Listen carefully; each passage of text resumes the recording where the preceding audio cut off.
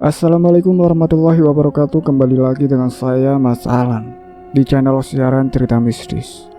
Untuk kisah kali ini masih melanjutkan dari kisah yang sebelumnya, yaitu kisah yang berjudul Saingan Suamiku di Rumah Baru. Sebelum kita masuk ke ceritanya, jangan lupa untuk like, comment, subscribe channel ini dan nyalakan juga lonceng notifikasinya agar tidak ketinggalan cerita-cerita dari channel ini. Dan seperti apa ceritanya? Mari kita dengarkan.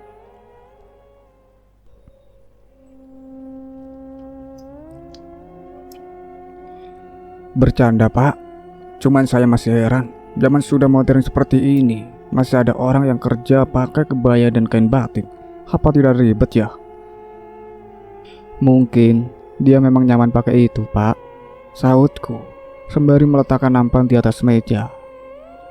Loh, kok cuma 3? Protes Mas Kevin. Buat Mas mana? Mas juga mau. Kenapa tadi tidak bilang? Sahutku. Iya, Mas juga kan haus habis manjat pohon. Pak Baim tertawa. Minum punya saya saja, Pak. Jangan, Pak, biar saya ambilkan lagi, sahutku. Aku kembali ke dapur membuatkan minuman untuk Mas Kevin. Hampir 20 menit aku duduk di teras mengamati Mas Kevin, Tono, dan Kemal yang sedang membersihkan halaman. Sementara Pak Baim sudah kembali ke kantor 10 menit lalu. Hati-hati, Ton, nanti ada tikus seukuran kucing, sindir Mas Kevin sambil melirikku. Mana ada tikus seukuran kucing, Pak, sahut Tono. Iya, Pak Kevin memang suka mengada-ngada, timpalku. Kan kamu sendiri yang tadi bilang lihat tikus seukuran kucing. Aku melotot padanya. Spontan dia tersenyum lebar membuat wajahnya terlihat tampan. Entah kenapa mataku malah fokus pada dadanya yang bidang dan berkeringat. Itu membuat aliran darah ini mengalir deras. Mas Kevin menoleh padaku mengangkat kedua alisnya. Ada apa? Tanyanya. Aku menggeleng lalu mengalihkan pandangan ke arah deretan pohon sawit. Sekilas ada kepala seseorang mengintip dari salah satu pohon. Namun hanya dalam satu kedipan mata orang itu sudah hilang.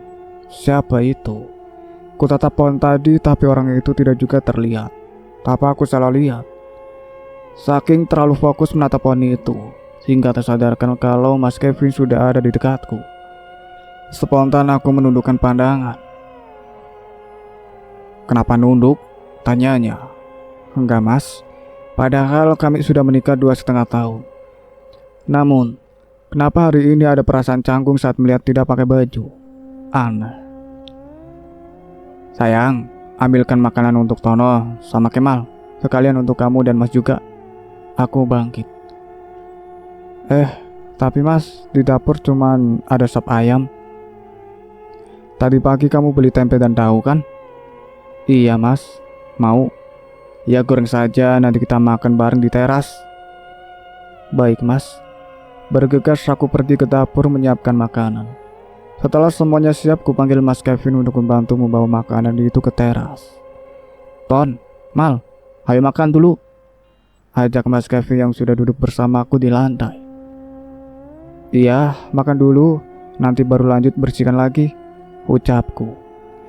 Tono dan Kemal meletakkan arit besar di dekat tumpukan rumput, lalu bergabung denganku dan Mas Kevin duduk di lantai teras.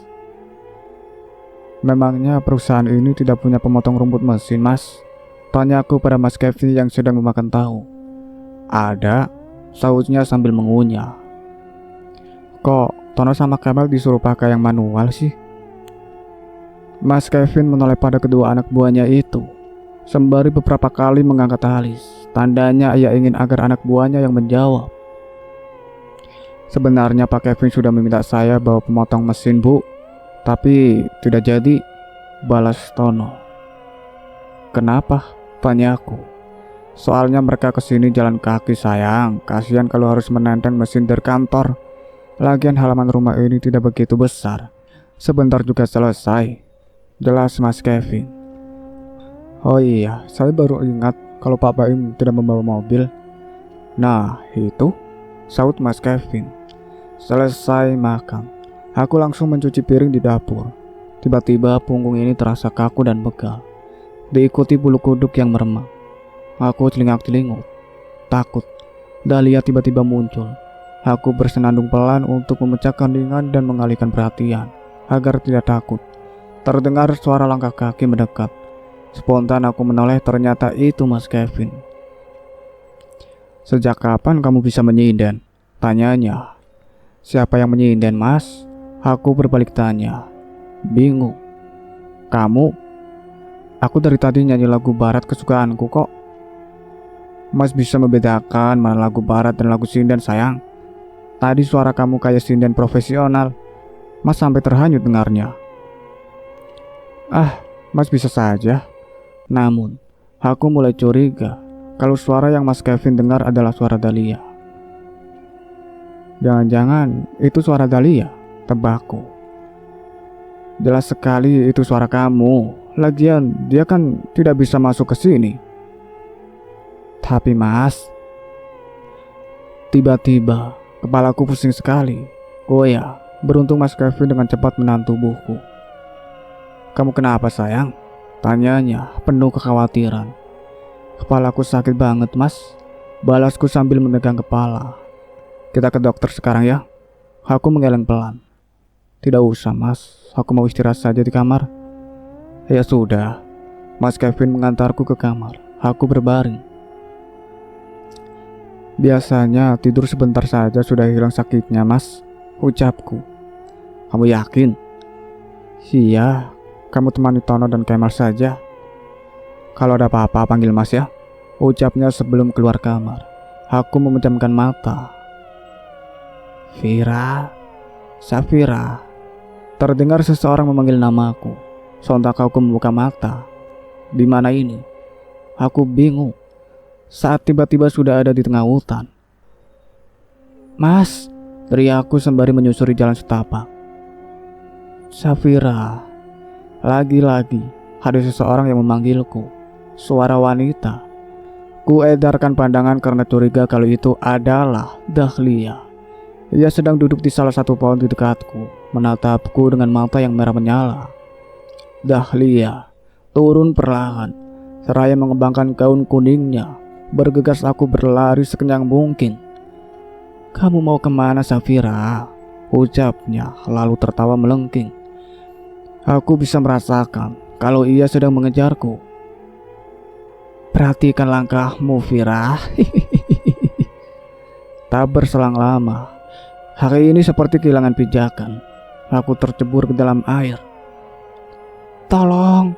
Spontan aku berteriak sembari menggambai tepian. Saat akan naik ke daratan, ada yang menarik kakiku. Seketika itu aku tenggelam.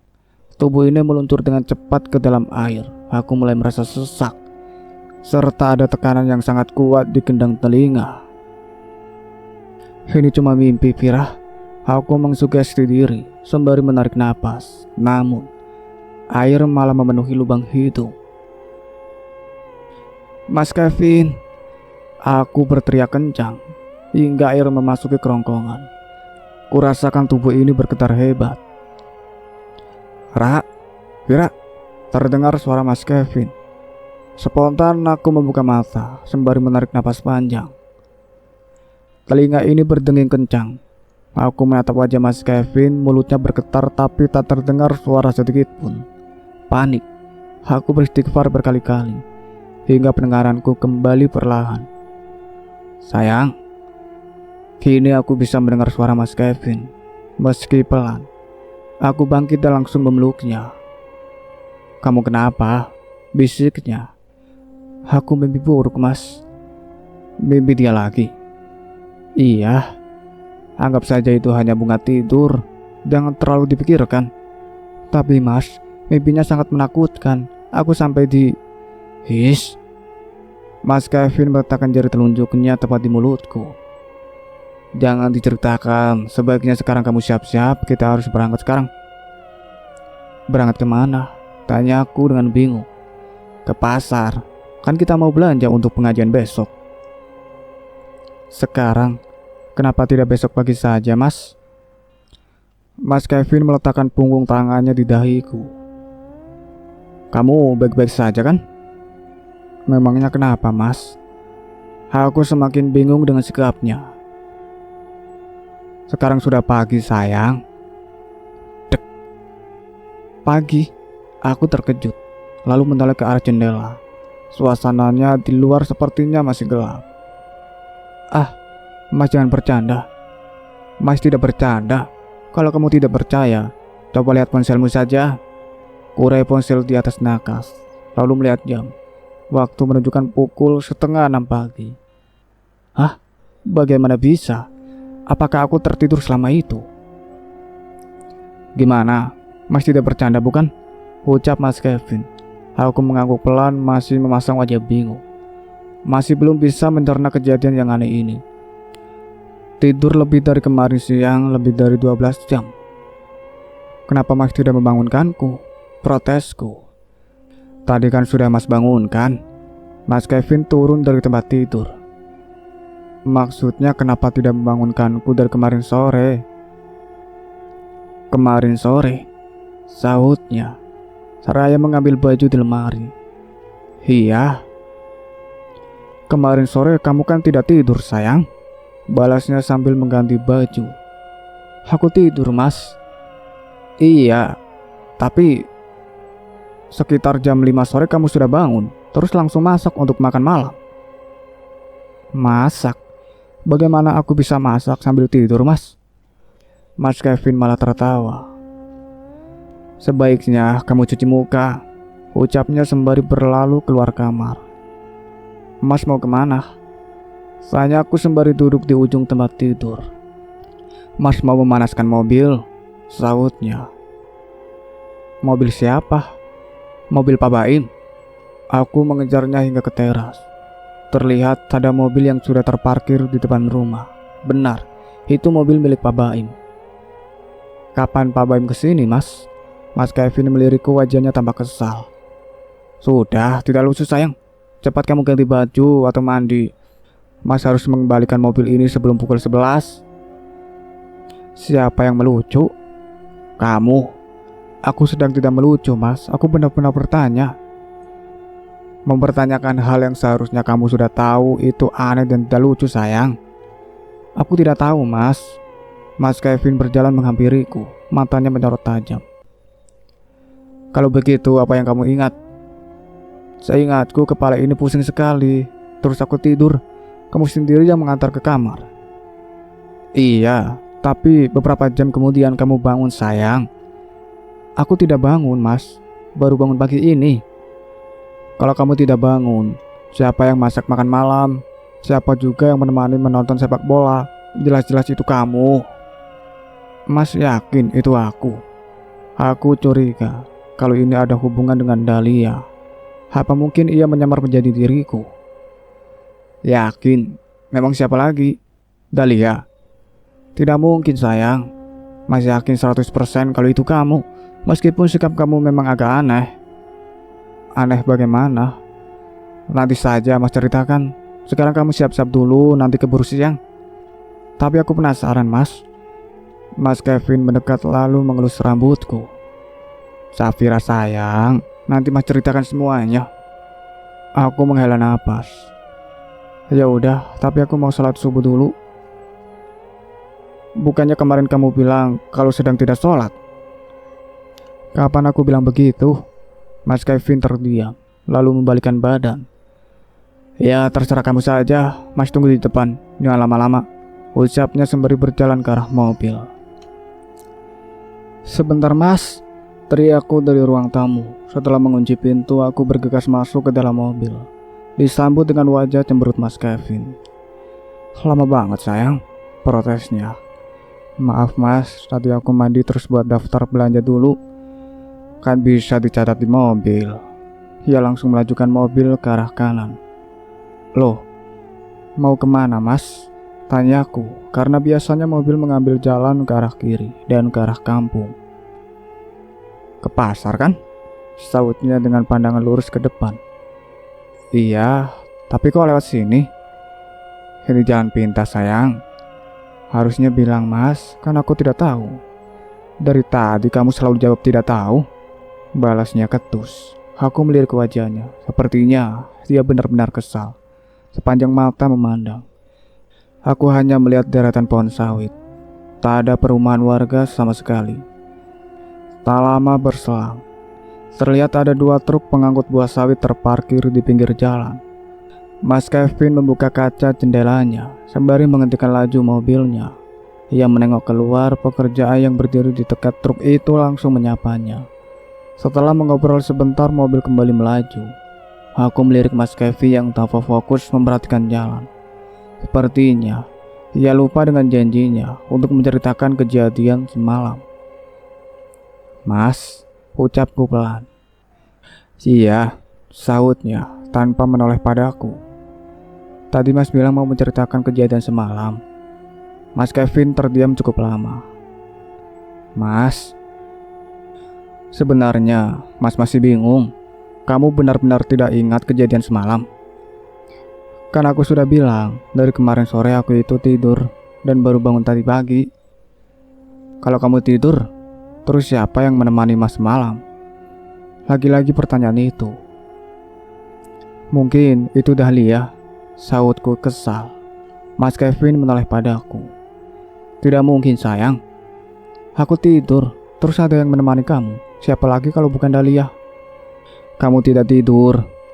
Mas Kevin meninggikan suara. "Aku tidur, Mas." Aku pun tak mau kalah, ikut meninggikan suara. Tiba-tiba terdengar suara benturan kencang dari depan mobil. Spontan Mas Kevin menginjak rem, hingga nyaris membuat tubuhku terjungkal ke depan. "Kamu tidak apa-apa sayang?" tanyanya. "Tidak apa-apa Mas." Kami kompak menatap ke depan. "Apa Mas menabrak sesuatu?" tanyaku. Mas tidak tahu. Mas Kevin mematikan mobil, kemudian berniat untuk turun. Bergegas aku memegang tangannya, mencegahnya untuk turun. "Jangan turun Mas," ucapku. Mas Kevin menoleh lalu melepaskan genggamanku. Wajahnya kembali terlihat kesal. "Kamu ini kenapa? Kalau ternyata kita menabrak manusia gimana? Kan harus segera dibawa ke rumah sakit." "Apa Mas melihat ada orang nyebrang?" "Tidak, tadi kan kamu ngajak Mas ngobrol." "Aku juga tidak lihat ada orang menyeberang Mas." "Terus menurut kamu benturan sekeras itu asalnya dari mana?" Satu-satunya jawaban yang terlintas dalam pikiranku hanyalah Dahlia. Pasti ini semua ulahnya. "Dahlia Mas," balasku. Kamu ini, tidak semua hal atau kejadian harus dihubungkan dengannya." Mas Kevin membuka pintu lalu berjalan ke depan mobil. Sementara aku memilih tetap di dalam mobil sembari memperhatikannya. "Suamimu suka dengan masakan saya," bisik suara tepat di belakangku. Spontan membuat sekujur tubuhku merinding. Dahlia, apa ia di belakangku? Perlahan aku melirik kaca spion dalam mobil. Kosong. Ia tidak ada di belakang. "Mas," panggilku setengah berteriak. Bergegas ia berlari menghampiriku. "Ada apa?" tanyanya. "Dahlia." "Dahlia?" Tadi aku dengar suara Dahlia di belakang." "Kamu yakin?" "Iya Mas." Mas Kevin masuk ke dalam mobil, lalu mulai menyalakan mobil dan melaju tanpa berbicara satu patah kata pun. Aku benar-benar bingung bercampur takut. "Mas," ucapku seraya meliriknya. "Iya," balasnya singkat, dengan pandangan lurus ke depan. "Gimana kondisi mobilnya?" "Mobilnya baik-baik saja, tidak ada yang rusak." "Jadi tadi kita nabrak apa?" "Tidak nabrak apa-apa sayang, sepertinya dugaan kamu benar. Makanya Mas buru-buru pergi dari tempat tadi," balas Mas Kevin. Mas jadi berpikir, kalau yang kemarin malam itu memang bukan kamu. Hanya saja Mas masih bingung, jika memang Dahlia menyamar janji kamu, kenapa kamu yang asli tidak ada di kamar? Apa mungkin dia memindahkan ragaku ke suatu tempat? Rasanya tidak mungkin. Kemungkinan terbesar kalau dia memakai raga kamu. Dek. Apa mungkin hantu bisa meminjam raga seseorang saat tertidur? Jujur, aku belum pernah mendengar atau tahu tentang masalah itu. Namun, jika benar Dahlia meminjam ragaku, apa tujuannya? "Mas, bisa ceritakan kejadian semalam?" "Sebentar ya sayang." Setelah keluar dari perkebunan sawit ini, Mas khawatir dia masih mengikuti kita. Baik Mas. Kurang dari 10 menit kemudian, kami sudah keluar dari area perkebunan. Mas Kevin belum juga memulai cerita. Apa mungkin dia lupa? Mas, panggilku. Iya, sebentar, sahutnya. Mas Kevin memarkirkan mobilnya di pinggir jalan, tak jauh dari sebuah warung bubur ayam. Mas ceritakan sambil sarapan, ucapnya, lalu mengajakku turun. Sekitar pukul 3 sore, Tono dan Kemal pamit pulang. Setelah itu, Mas pergi mandi lalu sholat asar. Mas lihat kamu masih tertidur pulas. Mas Kevin memulai cerita sambil menunggu bubur pesanannya datang. Setelah sholat asar, Mas Kevin menonton televisi di ruang tengah. Waktu pun berlalu begitu cepat, hingga ia tak sadar sudah menjelang maghrib. Mas pergi ke kamar, niatnya mau membangunkan kamu. Ternyata kamu sudah bangun, ucap Mas Kevin, bersamaan dengan 2 mangkuk bubur ayam yang sudah tersedia di atas meja. Makan dulu sayang, imbuhnya. Iya Mas, sebentar saja. Makanan kami sudah habis tak tersisa. Mas Kevin menatapku. Ada apa Mas? Tanyaku sedikit canggung dengan tatapannya itu. Hanya memastikan kalau sekarang ini kamu yang asli. Memang kalau yang palsu seperti apa? Mas Kevin melanjutkan cerita. Saat melihatku sudah duduk di ujung tempat tidur, ia mengingatkan untuk sholat asar. Namun aku menolak dengan alasan sedang tidak sholat. Apa dia cerita alasannya tidak sholat Mas? Tanyaku. Bodohnya, Mas langsung percaya saja, tidak bertanya alasannya kenapa toh. Kamu sedang sakit, jadi mungkin memang tidak sedang sholat. Kan bisa sholat sambil duduk atau tiduran Mas. Mas tidak berpikir sampai sana sayang. Saat azan maghrib berkumandang, aku pergi keluar kamar, sementara Mas Kevin sholat sendirian di dalam kamar. Selesai sholat, Mas lihat kamu sudah sibuk di dapur, mempersiapkan makan malam. Memang apa yang aku masak? Tanya aku. Tumis kangkung, tempe, tahu dan sambal.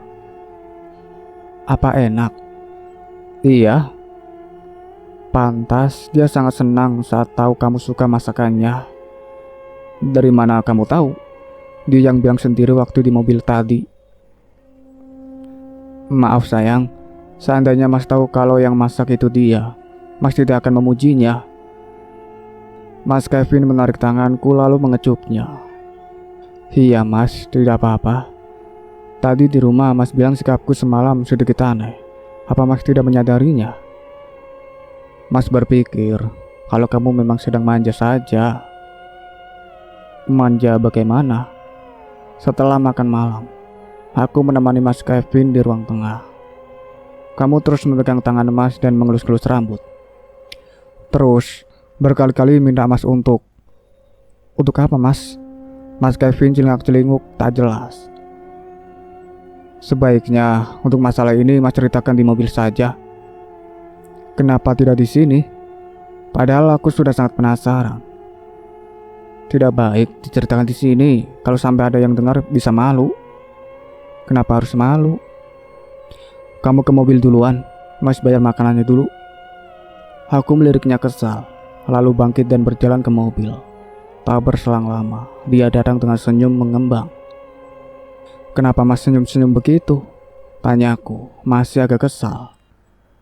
Jangan-jangan Mas lagi membayangkan aku yang semalam, sambungku.